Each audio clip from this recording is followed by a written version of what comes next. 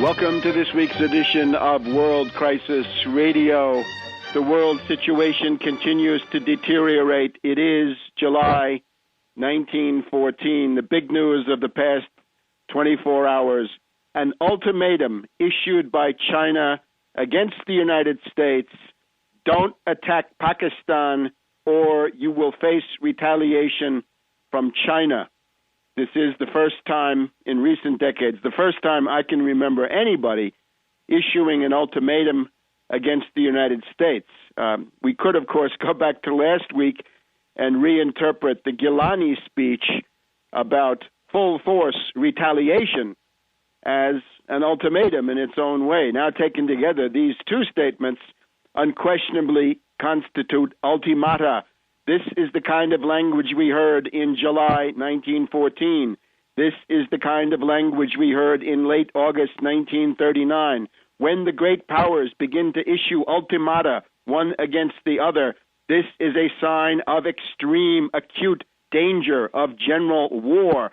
That is what we now have. It has been created by the Anglo-American imperialist madmen and their quest for confrontation with Pakistan, leading to a breakup of that country. They wish to destroy Pakistan as the leading strategic ally of China, and this has now been fully recognized in Beijing. But let's get to the number one story.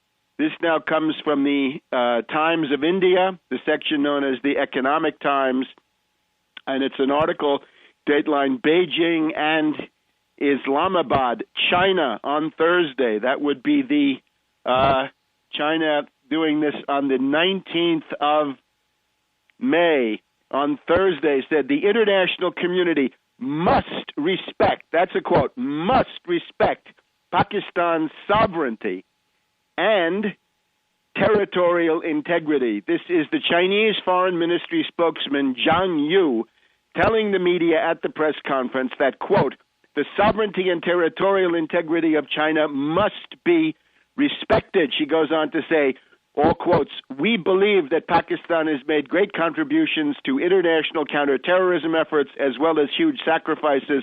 The international community should understand and support Pakistan's effort to restore national stability and develop its economy. We have Prime Minister Gilani of Pakistan in Beijing. We'll have more on that visit in a minute.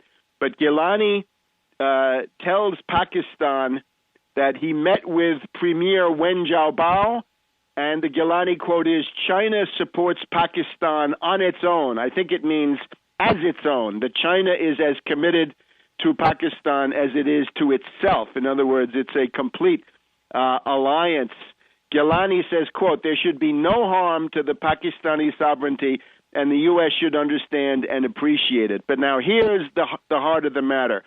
The news of Pakistan quotes Chinese diplomatic sources, and the Chinese diplomatic sources say, quote, this is, China has, quote, warned in unequivocal terms that any attack on Pakistan would be construed as an attack on China. Let me repeat that. China has warned the United States, quote, warned in unequivocal terms that any attack on Pakistan would be construed as an attack on China, end quote, say diplomatic sources to the news of Pakistan. And this warning, according to this article in the Times of India, the warning was formally conveyed by the Chinese foreign minister at last week's China-U.S. strategic dialogue and economic talks in Washington. That's an ultimatum. The last explicit ultimatum of the great powers that I can recall is 1956. Nikita Sergeyevich Khrushchev, during the Suez Crisis, issued an ultimatum to Britain and France: stop attacking Egypt or you will be hit by Soviet nuclear-armed IRBMs and SLBMs, that is, short-range and intermediate-range ballistic missiles. The Soviet Union, to my knowledge, never issued any ultimatum against the United States, never. It looks to me like China has now delivered an ultimatum behind closed doors, but that's, of course, how it works. That's how it worked in July 1914. All the stuff became public later on. Those were telegraph messages, not public speeches. So again, China warned in unequivocal terms that any attack on Pakistan would be construed as an attack on China, says the News of Pakistan, quoting diplomatic sources in Beijing. And I'm looking at an article in the Times of India. That is a very big deal. That is a world historical turning point. Now, that goes together with the Gilani speech of several days before, that is to say, the Gilani speech of, earlier in May 11th, we have Gilani with his famous reference to full force retaliation. Let's just go back and rehearse that one, because that now emerges in retrospect as a key ultimatum as well. This is Monday, the 11th of May. Gilani talking to the Pakistani parliament, and I quote, "Let no one draw any wrong conclusions. Any attack against Pakistan's strategic assets, whether overt or covert, will find a matching response. Pakistan reserves the right to retaliate with full force. No one should underestimate the resolve and capacity of our nation and armed forces to defend our sacred homeland." That's also pretty explicit. Full force retaliation. Now, the strategic assets in question are, of course, the Pakistani nuclear forces. We have referred here over the weeks to the McChrystal Plan, drawn up by General Stanley McChrystal at the Joint Special Operations Command, Fort Bragg. This is called Task Force Orange.